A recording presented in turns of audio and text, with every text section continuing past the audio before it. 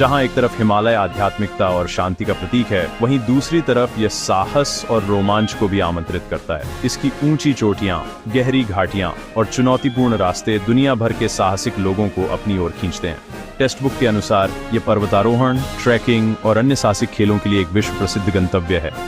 Mount Everest पर चढ़ना हर पर्वतारोही का सबसे बड़ा सपना होता है, लेकिन इसके अलावा भी यहाँ अनगिनत चोटियां हैं जो चढ़ाई के लिए अलग अलग स्तर की चुनौतियां पेश करती हैं। ये सिर्फ शारीरिक शक्ति का खेल नहीं, बल्कि मानसिक दृढ़ता की भी परीक्षा है।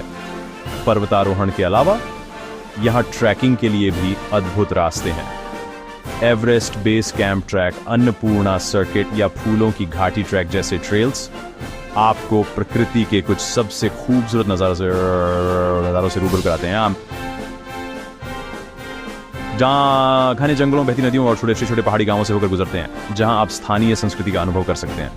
या इसके अलावा रिवर राफ्टिंग, पैराग्लाइडिंग और माउंटेन बाइकिंग जैसे खेल भी यहाँ बहुत लोकप्रिय हैं।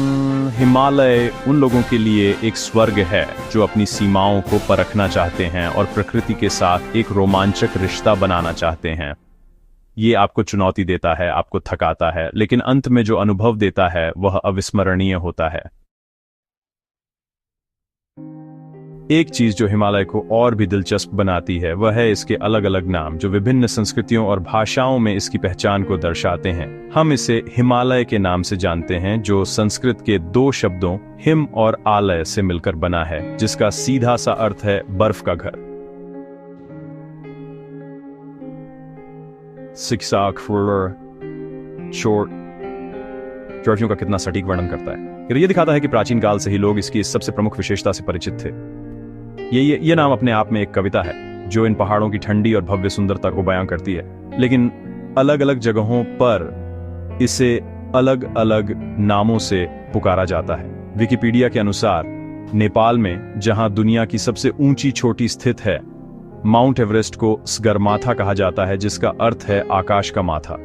ये नाम इसकी अकल्पनीय ऊंचाई को दर्शाता है। वहीं तिब्बती लोग इसे चोमोलुंगमा कहते हैं, जिसका अर्थ है ब्रह्मांड की देवी मां। ये नाम इन पहाड़ों के प्रति उनकी गहरी श्रद्धा और आध्यात्मिक जुड़ाव को प्रकट करता है। ये अलग अलग नाम हमें बताते हैं कि हिमालय सिर्फ एक भौगोलिक इकाई नहीं है, बल्कि यह उन लोगों की संस्कृति, भाषा और विश्वास का भी हिस्सा है जो इसकी छाया में रहते हैं।